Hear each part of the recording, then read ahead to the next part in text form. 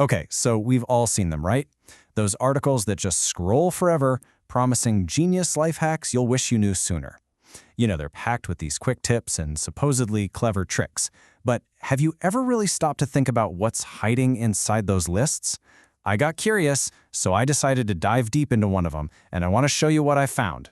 And, it starts off promisingly enough. It gives you hacks just like this one. Super simple, actually useful, and it costs you nothing. You grab a clothespin, use it to hold a nail, and boom, no more smashed thumbs. I mean, that's a classic, right?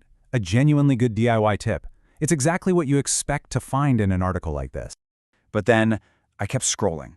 And as I went through all 100 plus of these so-called hacks, this little question started nagging at me. Are all of these tips really this simple and helpful? Or is there something else going on underneath the surface here? So, to get to the bottom of it, here's what we're going to do. First, we'll look at the promise of these hacks. Then, we'll uncover a pattern that's hiding in plain sight. After that, we'll break down something called the advertorial formula, compare a real hack versus a fake one, and finally, we'll put together a little digital toolkit for you. I mean, the appeal is pretty obvious, right? Life gets complicated, and these hacks feel like they're giving us simple, clever solutions. They kind of tap into that desire for a little bit of control, like a small victory over those everyday frustrations. And that's exactly what this article promises. A whole treasure chest of fixes to save you time, money, and a whole lot of hassle. So as I got deeper and deeper into this list, I started to notice this clear divide.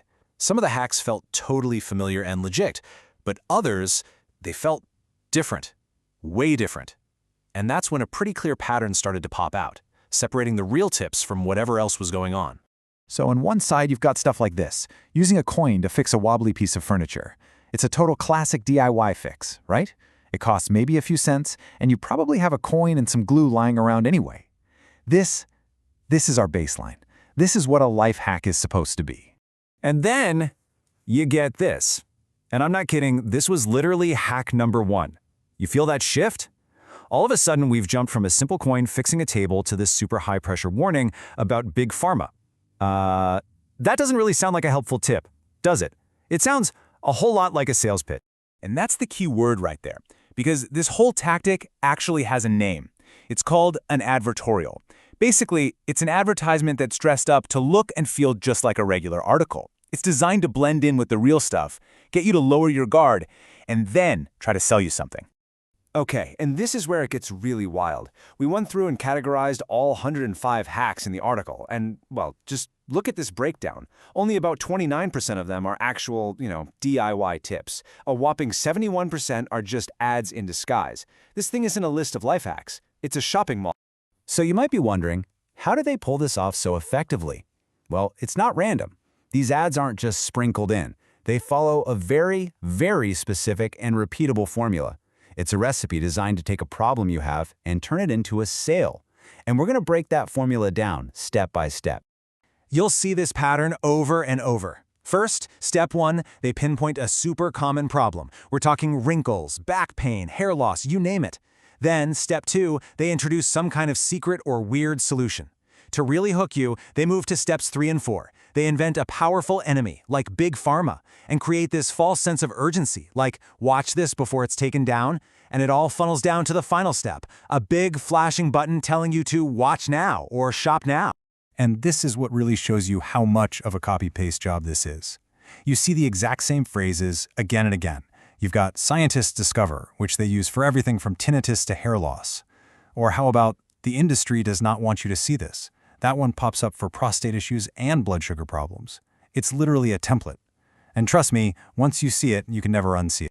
The absolute best way to see the difference here is to put a real hack and one of these product pitches right next to each other for the exact same problem.